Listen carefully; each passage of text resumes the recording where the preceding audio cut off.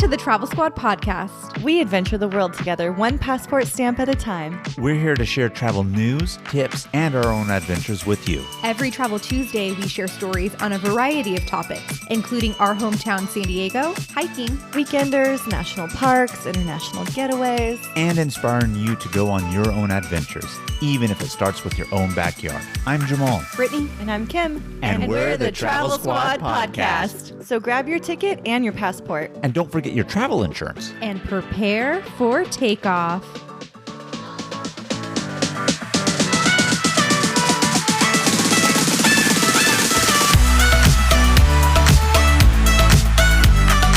Hello, fellow travelers. Hey, buddy. Welcome to this week's episode of the Travel Squad podcast. Today, we're taking you to the Pacific Northwest, to the beautiful state of Oregon. So I've been wanting to do a waterfall tour of Oregon for years. We've been talking about it for a while. So I finally decided to book a long weekend trip. And I will say, I asked Jamal, like, hey, do you want to go? He's like, not really. But he really didn't have a choice. And I think in the end, he was surprised at how scenic Oregon was. And if you haven't been yet, I hope you use this as an inspiration to go because I absolutely love this trip. I love Oregon. Oregon's beautiful. It's green, it's lush, it rains there a lot, so it keeps things really green. There's tons of waterfalls as what inspired this trip. I want to go on this trip. After seeing all of your pictures, you guys were just chasing waterfalls around Oregon. It looks amazing.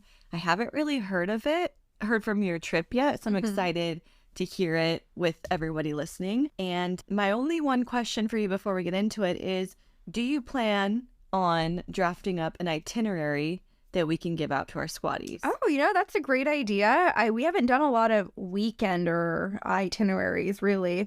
So this would be a good one because it's perfect for a long weekend trip, and I can definitely work on that. So hard-hitting question for y'all, and we're going to post this on our Instagram too, so you squaddies can weigh in.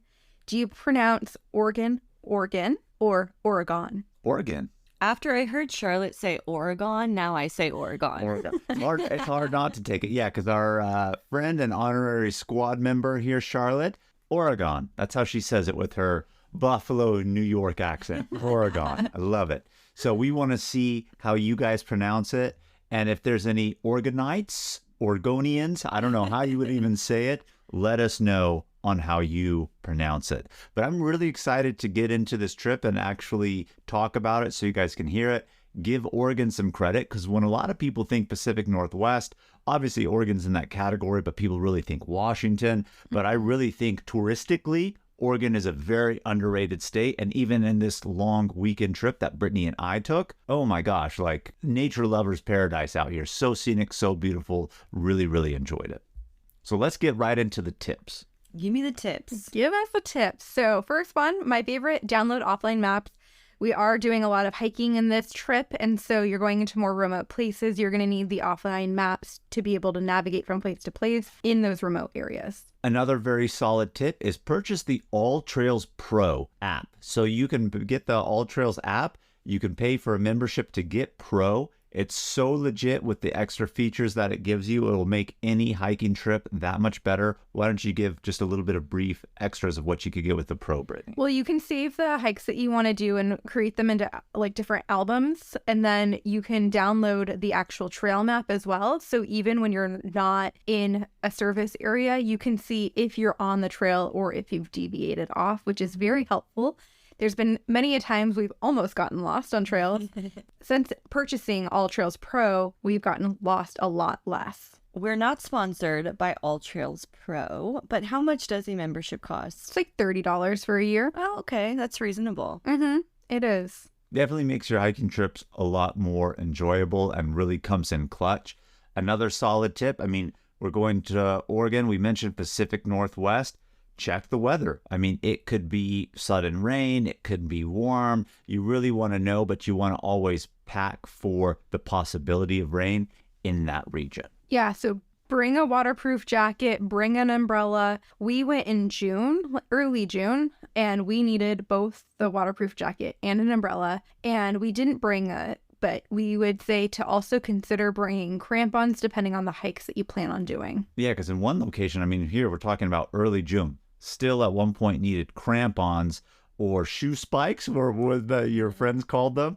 But basically, the snow cleats, shoe cleats. Snow cleats. Yeah. But basically, they will help you trek better in snow. And in early June, one of the hikes that we did, it was really muddy in areas where there was no snow. And when there was still snow, we're trudging through it, but only in one location. But do consider bringing that. We'll link to our Amazon storefront for the snow cleats crampons that we recommend. Mm-hmm. Another tip we have for you is to bring a change of clothes in the car. We did get soaked on one hike. And again, it's in June. So a lot of times you're not anticipating like heavy downpour. It was raining. That's why you got soaked. Mm-hmm. Got super soaked. So I would just recommend on every outing you do, just have a change of clothes in your car just in case you do get wet. You never know what the weather's going to be like in the Pacific Northwest. Another piece of advice, I guess this isn't really a tip, but just for you to know, especially if you've never been to Oregon, you don't know this. You cannot pump your own gas. Do not get out of the car. Do not pump your own gas. Somebody from the gas station will come out and pump your gas for you. I thought that was an old rule that they no longer had. Oh, no, they Still still fact. have it. They still have it, as a matter of fact. Well, that's awesome. I hate pumping gas. There you go. Oregon's your place then. I heard that during COVID, they were kind of like, okay, people can pump their own gas, but like no one really took that in. And so what we saw is people still pumping gas for us. We got our gas Amazing. pumped. And Brittany actually has family that lives in Oregon. We went to go visit her cousin. Her cousin's wife, as a matter of fact, said like when she was in California or another state, maybe it was even Washington, driving through, like she has no clue how to pump her own gas. Yeah. It's like, where do I even start? So it's a thing out there. You can't pump your own gas. So just food for thought going into that. I believe that. Like, it's kind of hard to pump gas. When I first started driving, it was tough. Like, I think I even attempted a few times and then end up driving away because it's like, it What? falls off. It's hard. It doesn't always go in right. Sometimes the pump won't even start and you have to try it a few times. So I think we all need to take a beat from Morgan. Yeah. Kim knows how to pump her own gas now, but I guess you're talking as a first-time driver. I still have difficulty. to be honest. Another tip that we have for you is we do go to Multnomah Falls, which is one of the most famous waterfalls known in Oregon. And so you do want to do some research on recreation.gov to see that if you need reservations to go to the falls and through that scenic byway. Some times of the year during heavy season, so summer months primarily, they do have it closed off where they're actually checking to see if you have permits and timed entry reservations to enter that area. Right. So even though it's a public road and a highway and some people live off of it, you really can't drive that stretch unless you have those reservations and permits that you've gotten through recreation.gov. So again, when you go, do your research, see if it's the time that you're going, and you may need that. And the final tip that we have is, at least from the itinerary that we're going to talk about that we did, you're going to be going through remote places. So you want to pick up water and snacks at the grocery store. Maybe even bring your collapsible cooler that we always talk about to have, but definitely do have the snacks and drinks because you are going through remote places. And at these parks where they have the waterfalls, some of them are state parks, some of them are not, just recreation areas, no vendors or anywhere for you to get those goodies. So we traveled on a Friday night. We got into Oregon really late. We flew into Portland and we picked up our rental car, checked into the hotel. And by the time we got into bed, it was probably 1 a.m. We landed pretty late at night. So Friday was pretty much a wash. I think we worked earlier that day. We did. So, we always talk about like cramming in trips on weekends and getting the most out of your weekends and your time. So traveling after work is a great way to do that. And then we flew home on Monday. Yeah, and I just want to say that real quick. We used to hype up a lot and don't really talk about it too much more in our episodes, but really inspiring you guys. I mean, yeah, it sucks getting in late on a Friday night, technically Saturday morning, then at that point, waking up early. But, get past that mindset and actually use that to say, yeah, I can actually take this weekend trip and do something that I want to do. And I just want to throw that in there to inspire you guys. If you really want to travel and make the time, you definitely can do it. So on Saturday, we hit the ground running. Our goal was to head up the waterfall corridor, head over to Lavender Valley, loop around Mount Hood, which is an iconic mountain, a volcano in Oregon, do a hike, and then head back to Portland for the night. Well, you mentioned waterfall quarter. So for people who don't know, Brittany, why don't you tell them what waterfall? I've never heard of it. You've never heard of it. So in Portland, there is the Columbia River Gorge, and it's basically a river that separates Oregon from the state of Washington. And there's a roadway, but there's forests on both sides. And just due to like the way that it's structured, there's waterfalls coming down both sides of that corridor that end up dumping into the river, essentially. And so as you drive that, you can see a ton of different waterfalls on the side of the road, or you can stop and hike to some ones that are like further in. So there's a lot of waterfall viewing. And so it gets very congested in this area because it's like a one-way street, a two-way street. Well, I mean, it is a main highway that runs parallel to the Columbia River, which again creates the natural border between Oregon and Washington. So when we're on the Oregon side, you're looking right over the river and it's Washington over there. However, off of the main highway, they do have the little side roads, frontage roads, etc. And those ones are like one lane. And sometimes you need to get off to see the waterfalls and get to the areas. And that's where Brittany's saying it can be congested. But from the main highway, I mean, you can really just drive it, but you're not getting as close as when you get off, of course, especially if some of those waterfalls require a hike, which was the first waterfall that we saw, Bridal Falls. Before you get into the waterfalls, how far of a drive is Portland from this corridor? About 30 minutes. Okay, no. Yeah, and that's exactly what I was going to say. This part of it is 30 minutes from Portland. So Bridal Falls, once you get off the highway, get to the parking lot, it's a short yet steep half-a-mile hike downhill. And basically, this is the first waterfall that you're going to want to stop at along your way on the waterfall corridor right here. And it's a just nice scenic waterfall, forested area, just really cool ambiance. And again, if you know anything about the Pacific Northwest, again, at least the time that we went, and more often than not, it's overcast. So that overcast dreariness in the forest with the waterfall, it just creates this awesome, unique environment that just really enhanced the entire experience, I think. I feel like there's got to be some biological connection with waterfalls because waterfalls are universally loved.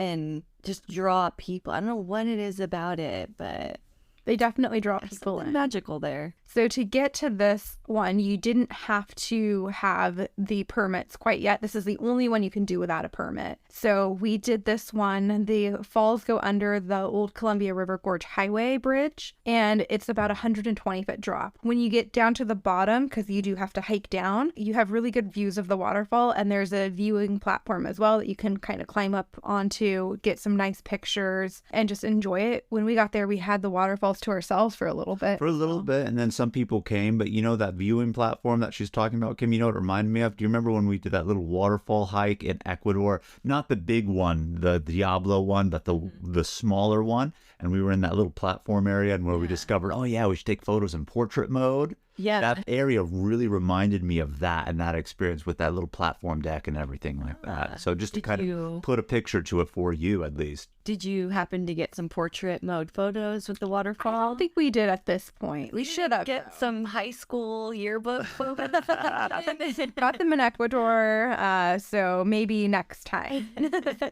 But this was just like a little appetizer waterfall for sure. And then from here, as we're trying to get back on to the Columbia River Gorge byway, they did stop us. They asked if we had the reservations. I want to say they were about $2 to reserve. So not expensive. You just have to go to recreation.gov in advance, and then you have to pick a time. And so I think we had picked like a 10 a.m. window, but they were requiring these reservations for everyone to have between like the end of May through the beginning of September. And if you were entering the byway between 9 and 6, you had to have those reservations. They were online 14 days in advance of the time that you went. So definitely if you want to go beyond Bridal Falls on the waterfall corridor, you do need those permits from recreation.gov. And you're definitely going to want them. Why? Because the most popular and famous waterfall in the entire state of Oregon is Multnomah Falls, and it is the very next waterfall on the waterfall corridor right here. And again, do yourself a favor, just Google Multnomah Falls. It's so beautiful and serene. It's 620 feet cascading down the cliff, and it's sectioned into two spots. So even though it's one waterfall, you really see two spots of the fall, the main portion and then a second portion. And enhancing the beauty is a beautifully spanned bridge that actually crosses, so you can hike up to the bridge, see the waterfall from a mid-level, and even when you're looking at it from the base, just that bridge cutting across, it creates this such serene picture. So again, do yourself a favor, Google it, get inspired, because we're really hyped up about this itinerary and trip and recommend it for all of you guys. Don't Google it. Go to our website, Travel Squad Podcast. Even better. Yes. Fuck Google. We'll put the real photos that we took up there. Yeah. I actually went to this waterfall in August 2018. And there were no reservations required then. So you're able to just walk up. But it is really pretty. It's huge.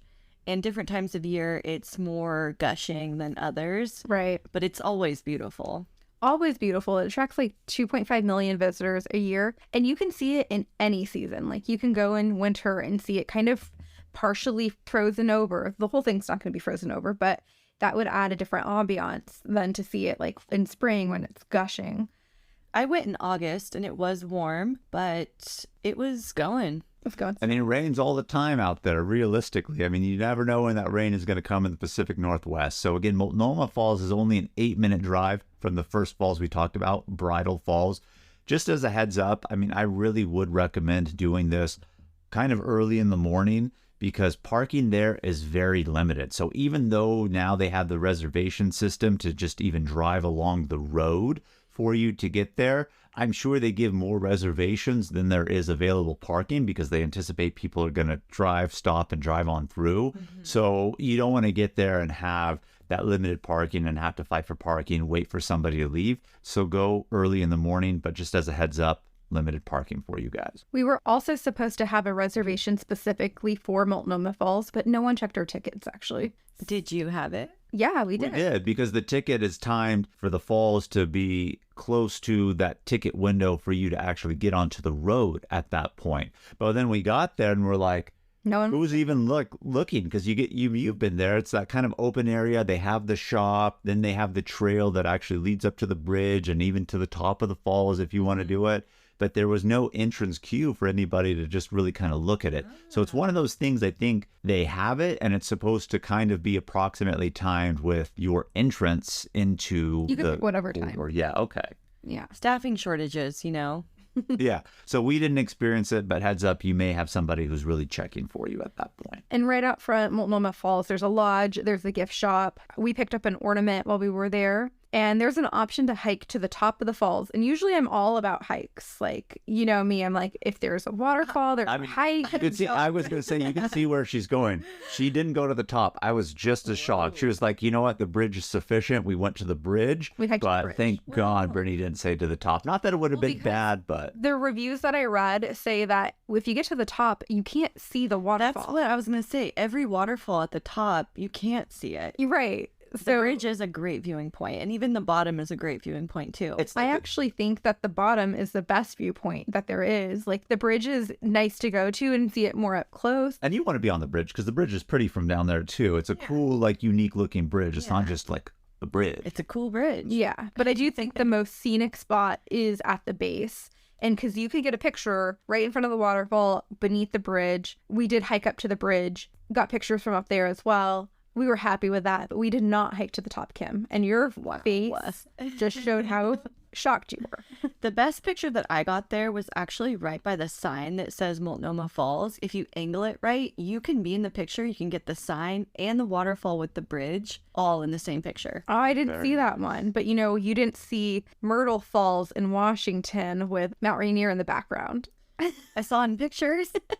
So I'll have to see your picture of Multnomah Falls sign with the waterfall and you in. Well, you're going to see it on travelsquadpodcast.com on our blog episode for Oregon waterfall trip here. But if you're feeling more adventurous than Brittany that day and actually want to do the hike, just so you know, 2.4 miles round trip, 810 feet in elevation gain.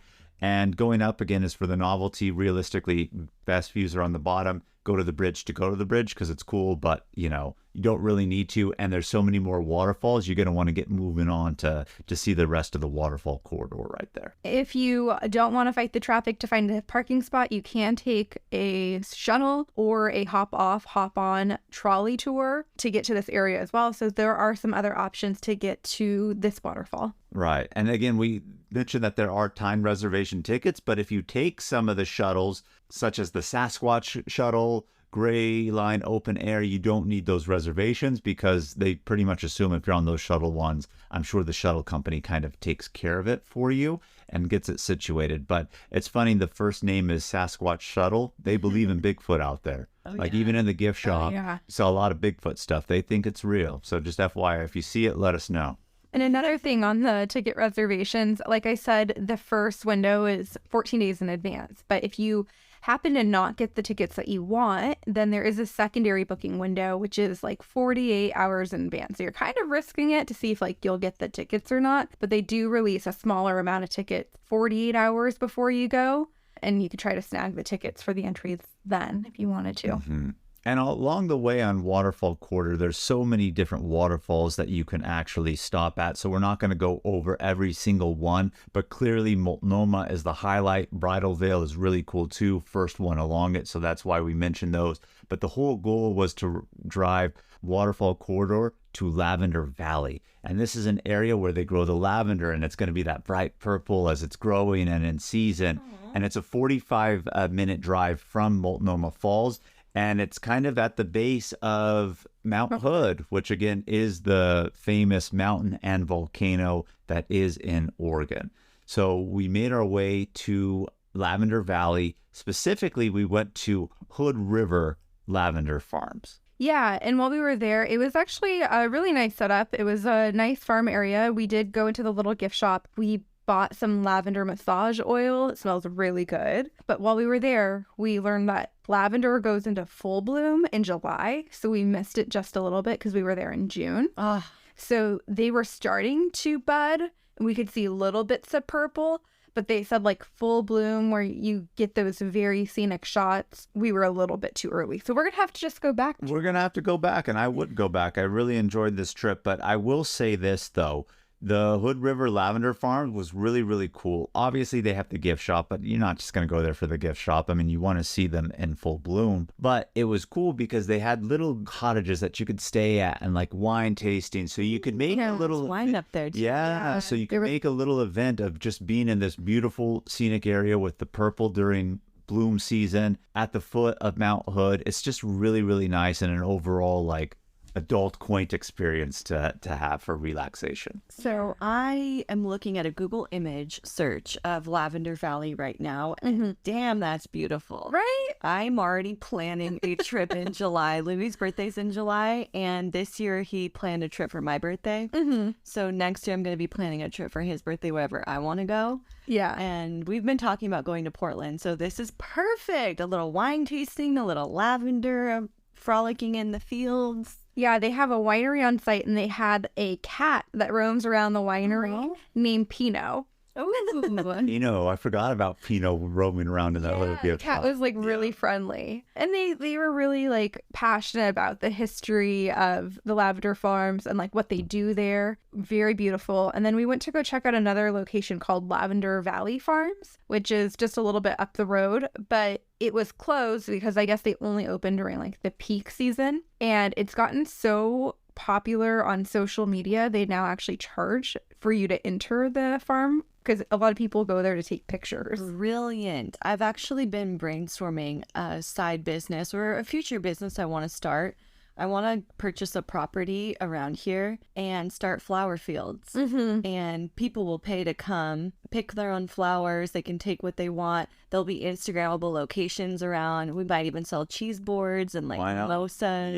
Yeah. That's brilliant. I mean, you have a flower field, people are going to come. Yeah. So they only charge like $5 per person. This is where you can get the iconic shot with the lavender in the forefront. Can you pick any? I feel like you can, but I'm not 100% on if they charge you more if you pick a lavender bundle. And do they have a bunch of lavender stuff? Scones and lattes? Well, again, here at this location, they were closed because It looks like a pretty small setup, though. yeah, it really looks like you're just going out there. It was the Hood River Lavender Farms that really had the more in-depth setup for you to enjoy the ambiance, whereas this one here is just really a spot for you to go and really take the photos, because this location, the Lavender Valley Farms, gives you the best view of Mount Hood with the lavender. That's what you can see when you Google image search it. It's like the big mountain in the back, all the lavender fields in front of it. That's so pretty. But there's a lot of opportunity for them to expand their business here, you know, in terms of coffee, scones, gift shop. Oh, yeah. It looked like they had a pretty small setup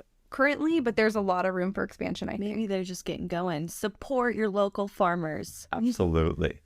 Hey, Squatties, let's take a quick detour to talk about our travel itineraries that we've created just for you. We just launched several new international trip itineraries, including Tulum and Japan.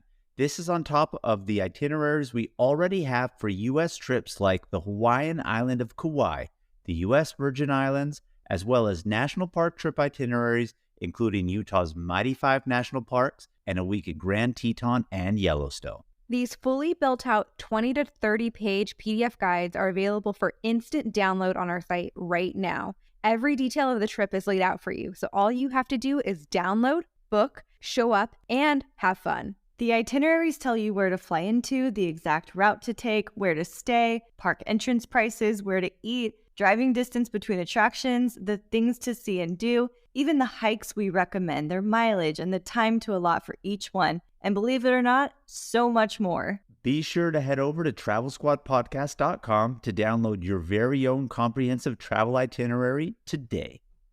When you need mealtime inspiration, it's worth shopping Kroger, where you'll find over 30,000 mouth-watering choices that excite your inner foodie. And no matter what tasty choice you make, you'll enjoy our everyday low prices, plus extra ways to save, like digital coupons worth over $600 each week. You can also save up to $1 off per gallon at the pump with Viewpoints. More savings and more inspiring flavors make shopping Kroger worth it every time. Kroger, fresh for everyone. Fuel restrictions apply. So after we enjoyed Lavender Valley, even though, again, unfortunate we didn't get to see it in peak bloom, we went on to Mirror Lake for another hike. And this was about a 40-minute drive from Lavender Valley.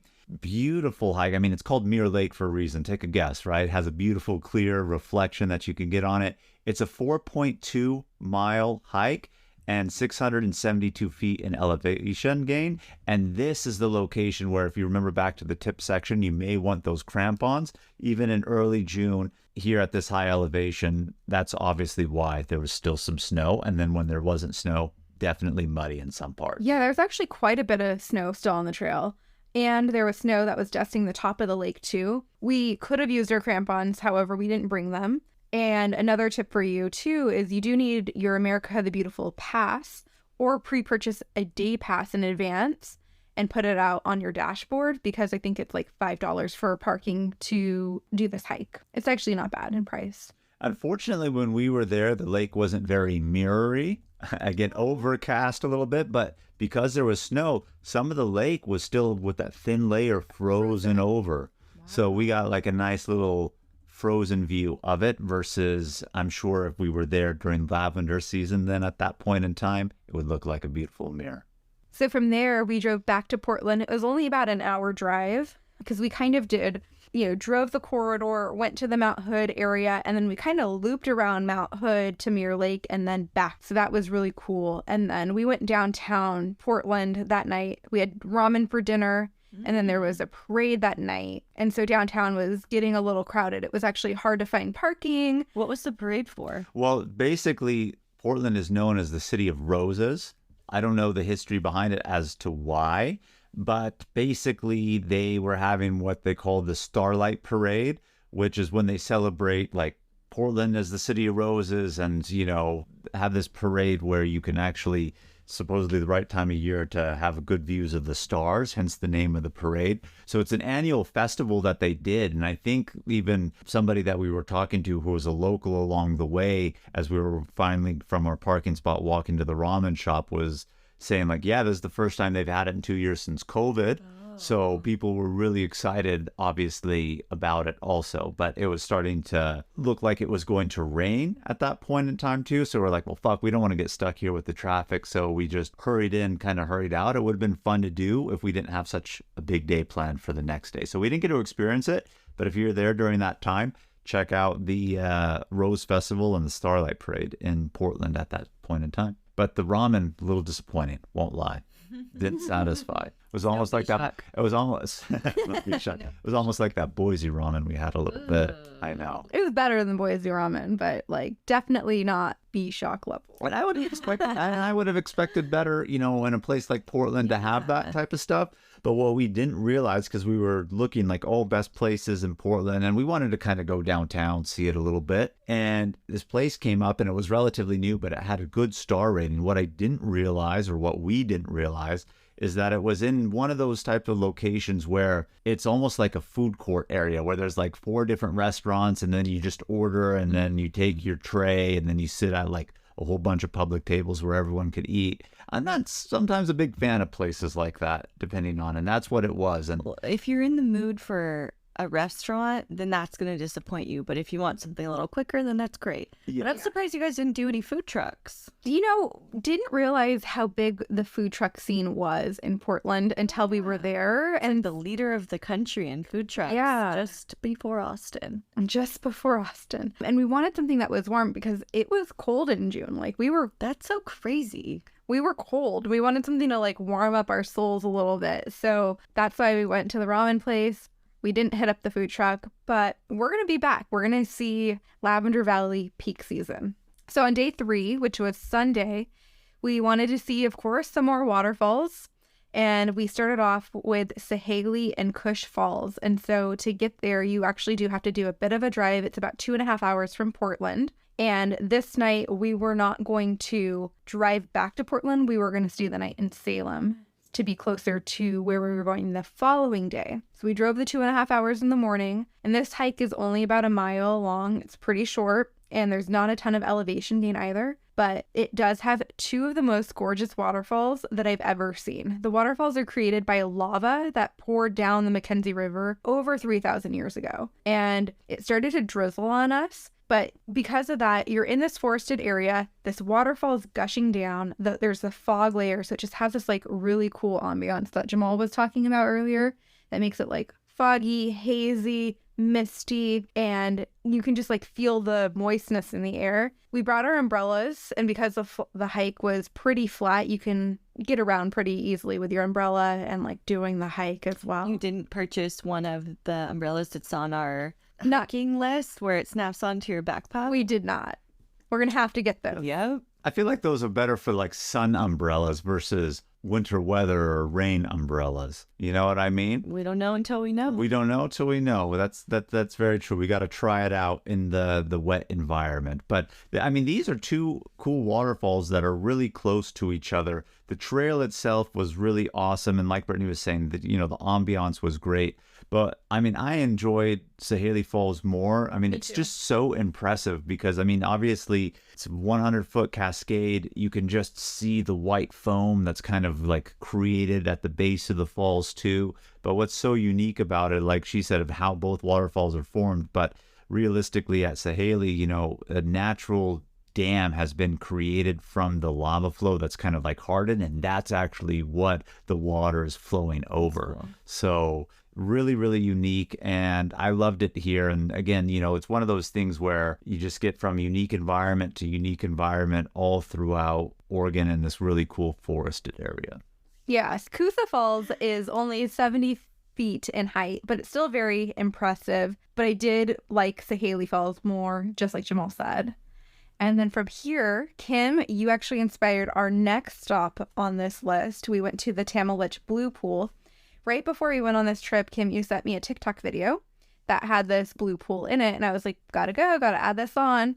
Social media is really good for travel planning, travel inspiration, just to see places people are tagged in or get info about different like waterfalls or things that you just wouldn't see by Googling. Definitely add social media to your research bucket if you're planning It's a blessing and a curse, right? Because a lot of influencers sometimes will put stuff that's on there to just put something in content. Sometimes or like it's Instagram versus reality. Yeah, and then sometimes it's actually legitimate. And also the downfall is sometimes a really unique place becomes really too popular than it shouldn't, and people trash it and stuff like that. But nonetheless, solid social media tip that you sent us over here on this one, because we really enjoyed it. This is where we got soaked and rained on at some point here. But yeah, Tamolich Blue Pool is 3.6 miles. It's a beautiful, beautiful hike through the forest that we really, really enjoyed. But this is where it actually started to rain on us. And again, going back to the tip section where we said bring an extra pair of clothes because it may rain on you. This is where we got rained on. I got really wet. It started as a light drizzle, but it kept coming and coming. And it was kind of like, oh, fuck, this sucks. But then we got to the blue pool, and then it made it all worth it to see that view and pay off. It looks really cool. It kind of reminds me of these super deep spring-fed swimming holes out here in Austin, but a lot bigger. Yeah, it was huge. And what I really liked about the hike before getting to the pool is it reminded me a little bit of Hawaii. I didn't realize how much volcanic activity happened in Oregon. And so there was a lot of volcanic rock on the ground as we were hiking through. We forgot our umbrellas on this hike, even though we had the one packed we did it them. for. And so we did have our rain jackets. However, we learned the difference between water resistant and waterproof, like for sure. Eventually, at some point, I was able to take the sleeves of my jacket as I was still wearing them because, they go a little bit longer than my wrist, squeeze, and then just pools of water would come out of it. Oh my gosh. We were soaked. By the time we got to the pool, we were completely soaked. My hair was drenched. It looked like I had taken a shower. Jamal was starting to have a freak out. Yeah. Yeah, because we had like a 3-hour, 2.5-hour drive back, and I don't want to be soaking wet driving. A lot of your freakouts are caused by not wanting to be wet in the car. I don't understand your weird thing with that. I hate it. He doesn't like wet jeans. He doesn't like to be wet. Like him and water and wetness, that'll cause a freak out for sure. I'm just sensitive about it. I don't know what it is. But like I said, seeing the blue pool, and like you said, you gave a good description of kind of like that bottom-fed spring. Like it really is a beautiful blue. You mentioned, Brittany, the Hawaii vibes. Cenotes. Yeah, not necessarily from the volcanic aspect that you said, but it reminded me of it because where you actually see the blue pool is at a high elevation. But do you remember when we were in Kauai and at the waterfall and we actually hiked down to go swim? People came across us as we were leaving and are like, do you know how to get down there? Because they were going to go down and actually swim in the rain. Yeah. Yeah. So it gave me all of those kind of wetsuits though. Like you have to have we're ready to go. It's gonna be cold. Yeah. To have wetsuit for sure. But the pool is just like a deep, gorgeous blue. And where we stopped to look over, it was a really nice overlook and it was really scenic, really pretty. I enjoyed it. I was kind of rushing though because I know Jamal was uncomfortable being wet. And so we had to get back, and then we were going to do another hike called McDowell Creek Falls Country Park, and this hike was also really cool. We had let our rain gear dry out in the back seat, so we spread everything out. Yeah, I was gonna ask, did you have to do this hike wet? Well, we brought a change of clothes, didn't we? I did. Did we? I brought a change of clothes. I brought 2 different jackets just in case. But we turned on the heater because it was cold, and my original jacket was pretty dry by the time we got to the steep. So was it a kind of a long drive between the two? I would say it was probably at least an hour. Okay. So we had some time. Got to recover from the freak out. We had a little bit of time in there.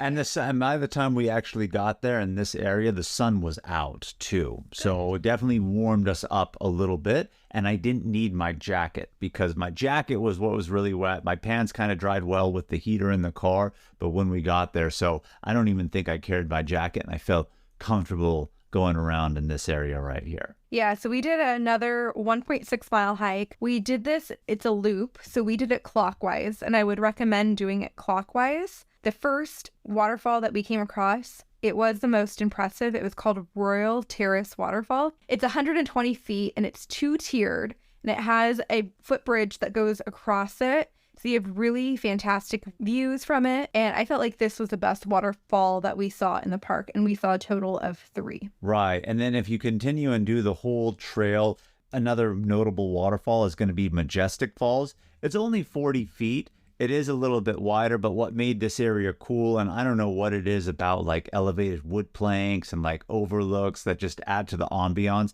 but it had it here, but the angle of what you're at for the trail, you're kind of like at the side of the waterfall and almost behind it, if that kind of makes sense. So you don't really get the best views, but it is a cool lookout area because you are walking on that plank. So, I mean, I enjoyed this one. If somebody's looking for sake of time, I would say maybe this would be the omit one if you were to omit one. How much time would you save? Well, I mean, was this a drive out of the way back to Salem? No, Sahalie? it was on the way. So you would say you could skip the whole McDowell Creek Falls Country Park and save like an hour, 2 hours? Probably. Yeah, I would say. And if you are going to stop, then stop to take a look because you can see the main waterfall pretty close to where you park. But if you want to avoid the loop, the Royal Terrace waterfall that they have there at the parking lot, that's going to be the most impressive, like Brittany said, and probably the only one that you really want to see. But we were there and we weren't in a rush and it was enjoyable and warmed up after being cold a little bit from that rain. I love when you're traveling and you don't have to rush and you discover something and you're like, let's go check it out. Yeah. It's cool. And so when we were done with Majestic Falls, we hiked back up and we saw like the drop off of where Royal Terrace Falls starts. So if you did it in the opposite direction, you would start at the top of Royal Terrace Waterfall, then go to Majestic Falls, but you would start at the top of that too. So you wouldn't have like the lead up of like the wooden plank boards going up to like hear the water and see what it looks like. So I feel like doing it in the clockwise direction made it more scenic for us. Builds the anticipation. It did. And then from this park, we went to Salem. It was about an hour drive to Salem. And we're like, you know what? Let's go check out the state capitol and see what Oregon State Capitol is all about. I mean, you know we love to see state capitals when we're in the capital city of a state. It's funny because they all look the same. So it's like, why Do do they? you keep looking at them? Do they? Well, Pretty much. Not Salem.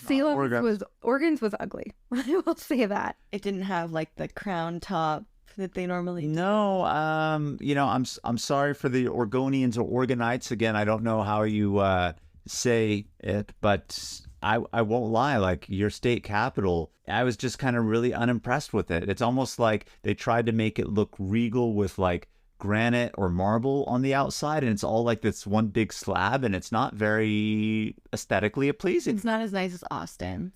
Or California's.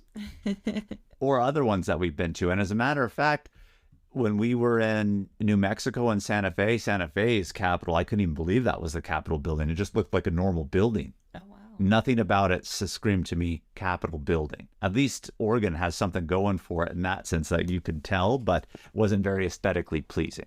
But that's neither here nor there. You know, just since we always go to the state capitol when we're in capital cities to check it out, we obviously checked it out. But you'd be proud of us, Kim. Do you know what we ate that night to warm our souls? Thai food? Thai food.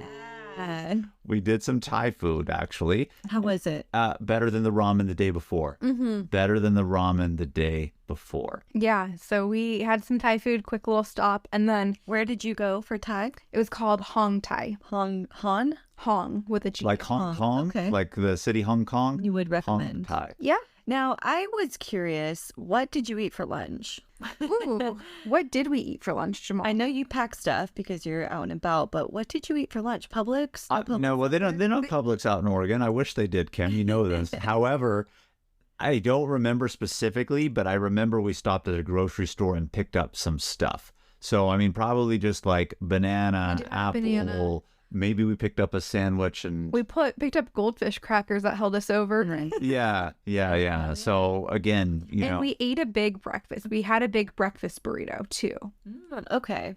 So I think we had a big breakfast. We had some like fruit and then the goldfish crackers, and then we had a nice dinner. And then we met up with my cousin and my uncle that live out in Oregon. They live probably like 15 minutes from Salem, which is where we were staying. I met my cousin that I haven't seen since I was like 8. Wow. So, and his wife is the one who doesn't know how to pump gas, just like you apparently, Kim. and when I saw him the first time, like I didn't even really get to know him that well. So this was like the first time, like really, truly like sitting down and like meeting him. Why did you meet up? Like, Why? Did you reach out and say, I'm going to be there? So recently, my uncle that lives up in Oregon came down to visit my dad in San Diego. And so we went out to Julian with him and we did some like cider tasting and stuff. And then I had mentioned that I'm going to Oregon within the next few months. And he was like, oh, stop by if you're in the area. So we did. He happens to live with my cousin. Oh, okay. Well, that's So cool. A it little worked out. family reconnection. Yeah. So it's good to see him since we had just seen him a few months before. You didn't stay with them. No. No. Oh, you could have made your trip more affordable. Quad tip. Lean on family and friends and crash at their place. Like, hi, we've never really met before, but can I stay the night at your house? hey, that's a family sport. I guess so. But the main reason why we wanted to stay near Salem was because Monday, our final day in Oregon, we wanted to go to Silver Falls State Park and hike the Trail of 10 Falls. And this has been blown up all over social media, but literally, it's a hike with 10 waterfalls, 10 major waterfalls. Major water. And this is a social media blow up that is worth it. I was talking some that are duds. This one was like, I mean, if you're going to go to Oregon and literally only have time to do one thing, I would say do this. Obviously, maybe go to Multnomah Falls. Don't necessarily do the entire waterfall corridor. But realistically, this was fucking awesome. I mean, just imagine a state park where you can do one trail that's not very long and come across 10 legitimate waterfalls. That's really cool. And how long was the trail? Well, I say not too long. It is kind of long, but I mean, it's 7.4 miles. Yeah. Okay, but doable. It's not like terrible, right? 7.4 miles will take you, what, 4-ish hours?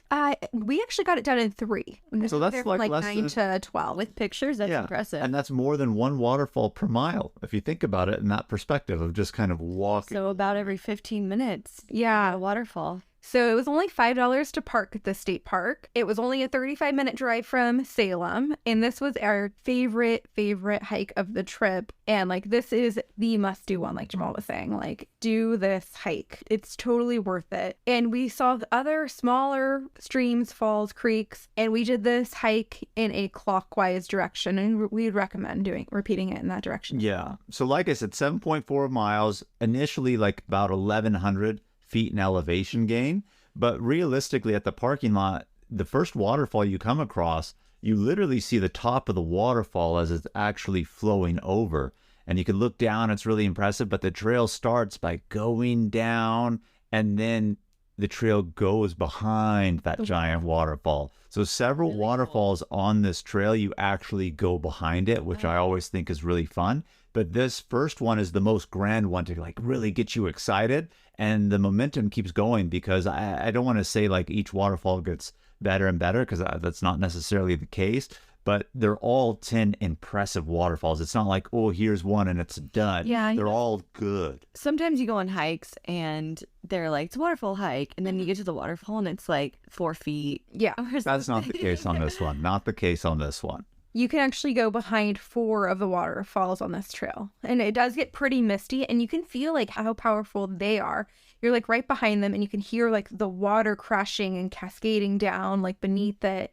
So that was really cool. We did get a little wet because it was misty. And then And how did Jamal handle that? I think he was like a little bit more well prepared this day. We had our umbrella. We had our umbrellas, and I don't mind the mist coming from the waterfalls. It's the consistent, I'm going to stay in the rain and get wet. So it did start eventually raining on us a little bit after like the first waterfall or two. We had our umbrellas, and that pretty much mitigated it. And then it was such a light trickle after that, and then eventually stopped that we did not get wet. So I handled it well on this little adventure right here. It does go in a loop, and because it's a longer trail, there are other parking areas that will start you at different waterfalls. So we started at like the main one, but if that parking's filled up and you go to a different parking spot, you can still do the same trail, still do it in a loop. You'll just start at a different waterfall than what we started at. And so there are a lot of different options.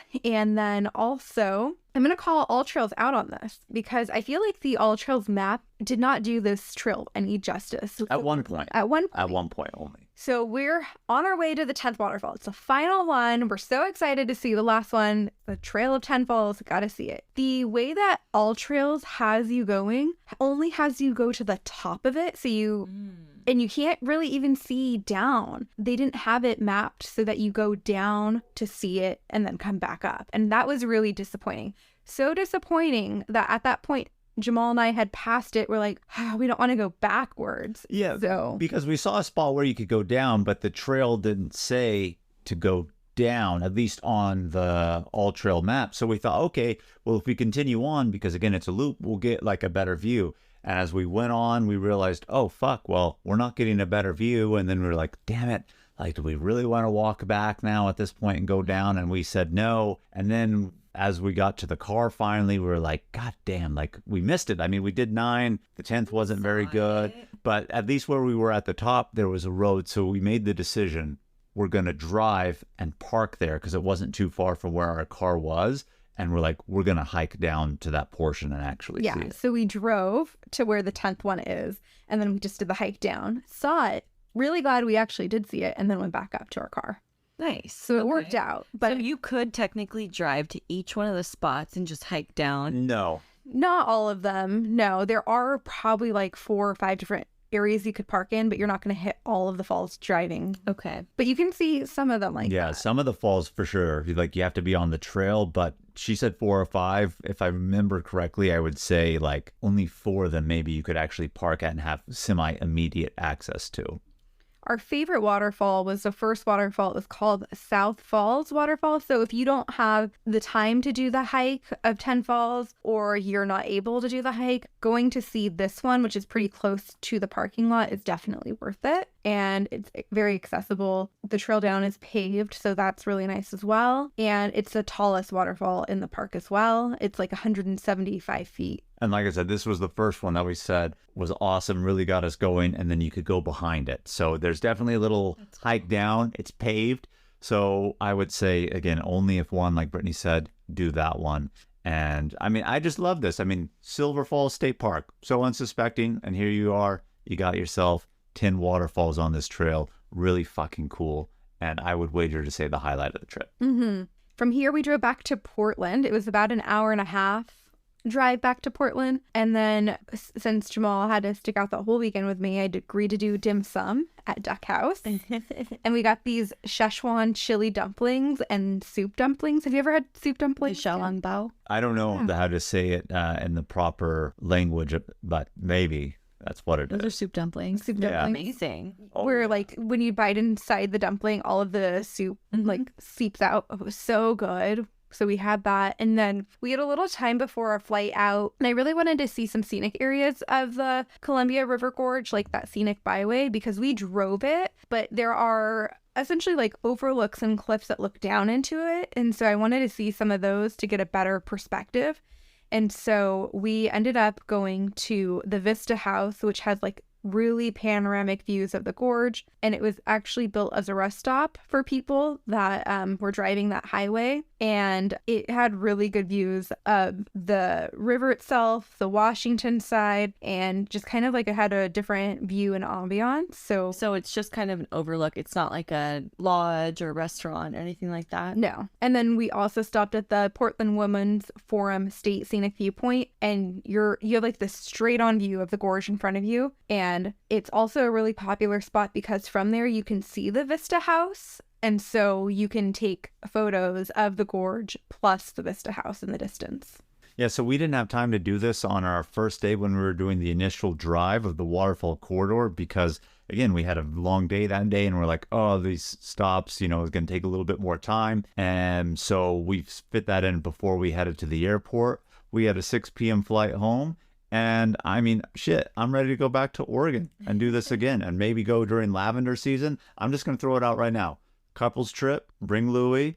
We're going to stay in Lavender Valley, do some wine tasting, all that. It's going to be real, real nice. Yeah. We did have a few things that we had to cancel from this trip because of weather and other issues. So we wanted to go to another waterfall called Proxy Falls, but the road doesn't open until July. And so that road was still closed because of where it is. It was still snowy. And then I wanted to go to a natural hot spring, but the road was closed due to a previous fire.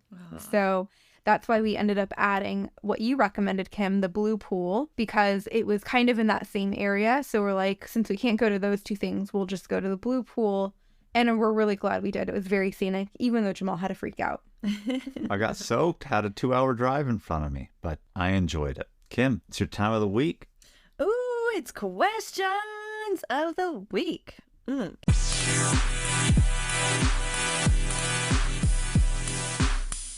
So I had a lot of questions during this episode, but one of the listener questions that came in was, what other destinations in Oregon do you recommend? Oh, off the top of my head, for sure, Crater Lake. It is Oregon's only national park.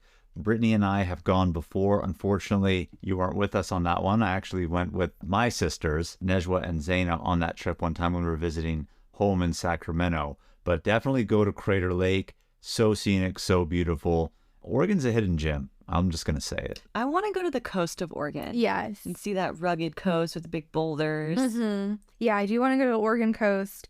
And also, I've heard really good things about Bend, which has like a lot of hiking. And kind of near that central part of Oregon, there is like a wine country up there. Like in that wine country. So definitely want to check that out as well. I would like to do Portland again, too. I only spent one night there. Company was kind of lame. I think I could do a better job of seeing Portland, experiencing Portland. Mm-hmm.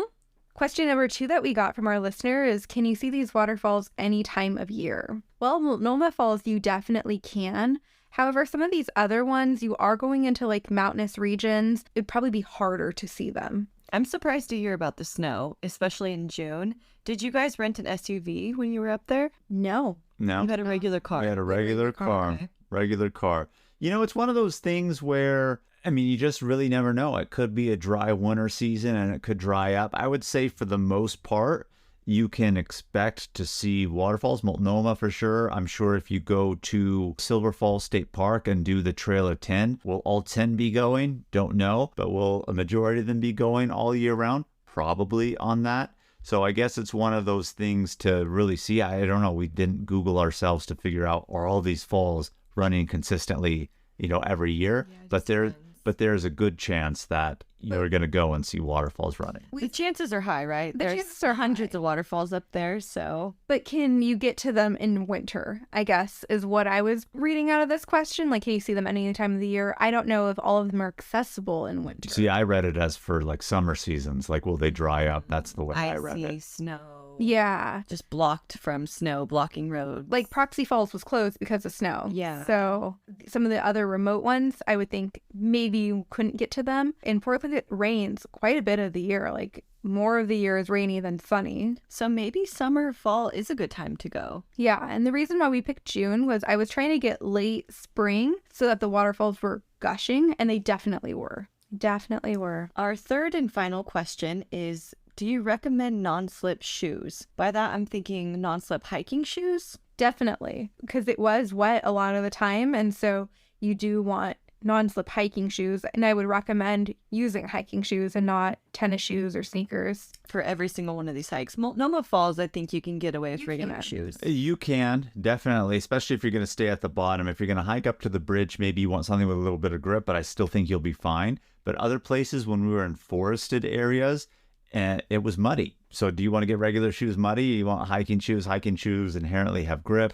And then on top of that, even at the state park, the Silver Falls, some of it was paved, some of it not.